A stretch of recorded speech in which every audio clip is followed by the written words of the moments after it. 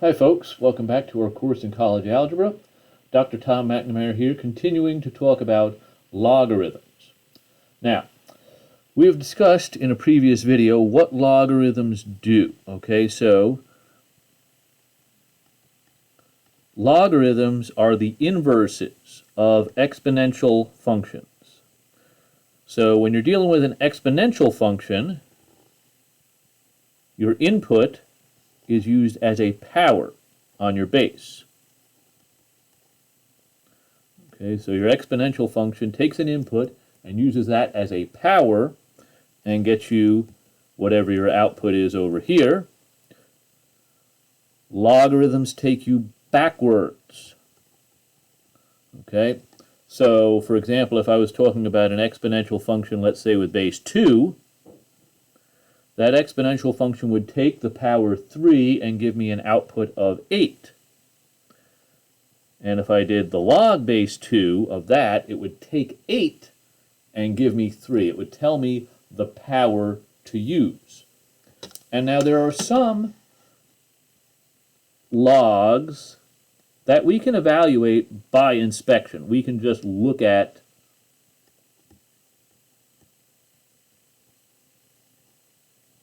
the expression and determine the answer. Something like this. If I had log base 5 of 125, right? Basically, this is saying 5 to what power gives me 125. And if I think about some small powers of 5, well, 5 to the first is just 5. 5 to the 2 is 25. 5 power 3 is 125, so log base 5 of 125 is 3. And we can do other ones. We could do something like log base 81 of 9. Okay, similar thing. We're saying 81 to what power equals 9. Now, of course, we know the relationship between 81 and 9. Square root of 81 is 9, so that means I should put a 1/2 there in my exponent, so log base 81 of 9 is 1/2. Right now, these were kind of warm-up problems. We can't always find the value of a log by inspection. And when we can't do that, what we do is we fall back on the change of base formula. The change of base formula allows us to use our calculator to find the value of any log in any base. Okay, now, your calculator has one button that says log. That's log base 10. It also has a button that says ln, that's log base e. So how do you deal with other bases? Well, the change of base formula. That's what you do. So the change of base formula says this: log base b, no matter what b is, log base b of x. You can take the log of x on your calculator using the base 10 log button, and then whatever that is, you divide that by the base 10 log of b. All right, let's do an example, quick.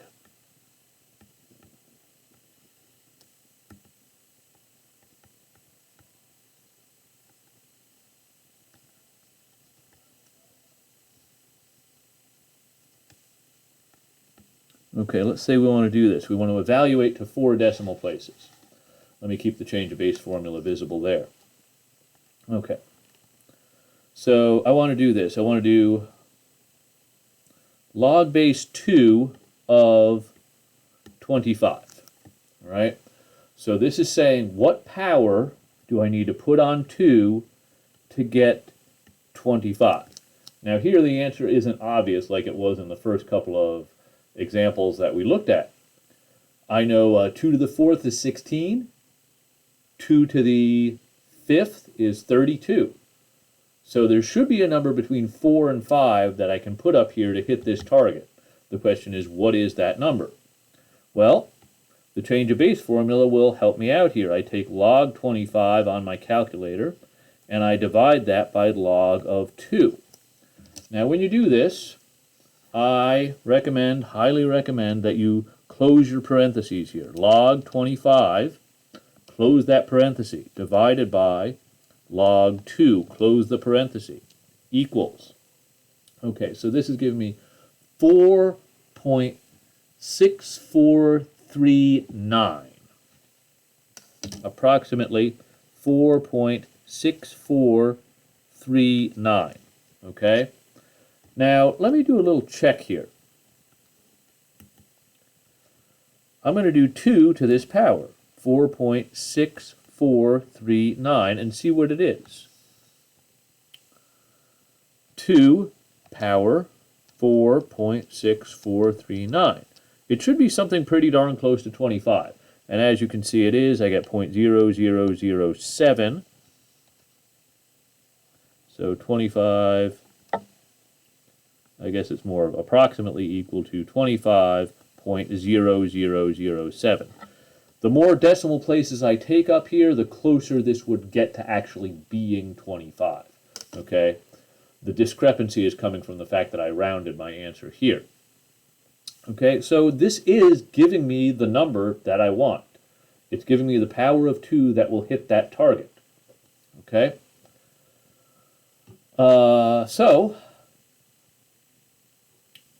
that's the change of base formula. You can do any log in any base. Now, you should always check your answer with something that you know, right? So, let me do something like this.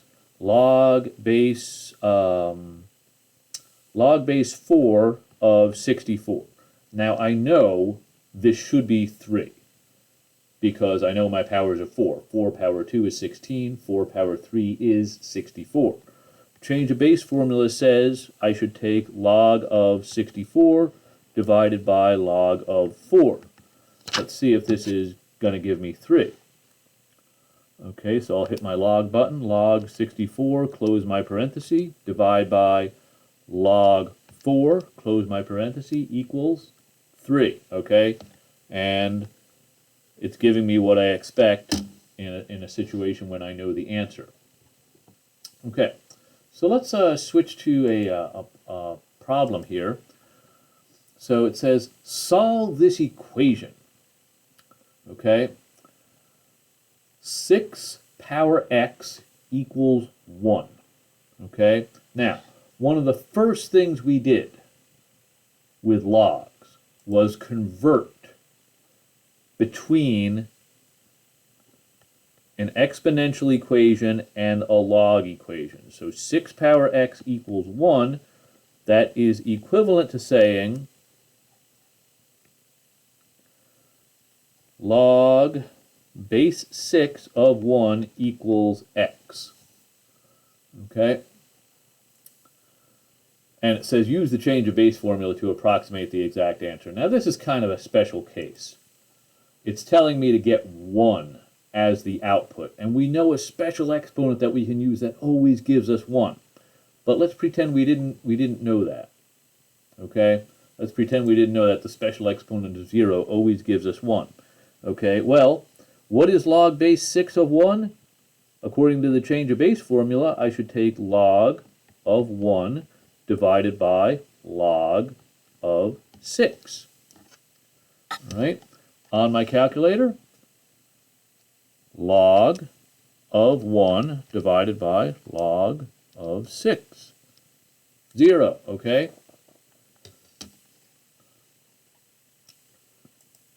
Okay, now it turns out in this case I actually didn't need to use the change of base formula. I could have solved it by inspection.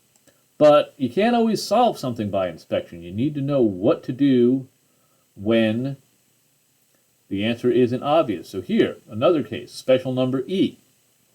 Okay, we're supposed to find power of e that will give us 23. And notice the power is negative. Well, the key here is whenever you want to solve an equation with an unknown exponent, convert it to a log equation. E to the negative x equals 23. The equivalent log version is log base e of 23 equals negative x. And if you really want to solve, I guess you want x by itself, x equals negative log base e of 23. And a quick note here, log base e of any number x it's a special notation here. Log base e is denoted by ln of x, okay? So, to answer this question, I take the negative of natural log of 23. And I'm getting negative 3.14 to the nearest hundredth. Why am I talking about nearest hundredth? Well, that's what the problem asked me to do. Type an integer or decimal rounded to the nearest hundredth. Okay, so 3.14, and don't forget my negative sign there. The answer on my calculator, as you can see right there, the answer is negative. So check answer. Okay, we got it. Okay, so if you have an unknown exponent, convert that equation to the equivalent log version and it's solved. Okay, or basically solved. Okay, so that's the idea of working with logarithms. That's the whole purpose of logarithms, to help us find unknown exponents. Or that's at least what we're going to use them for. Okay, so two key things in this video. Change of base formula helps us evaluate any log in any base.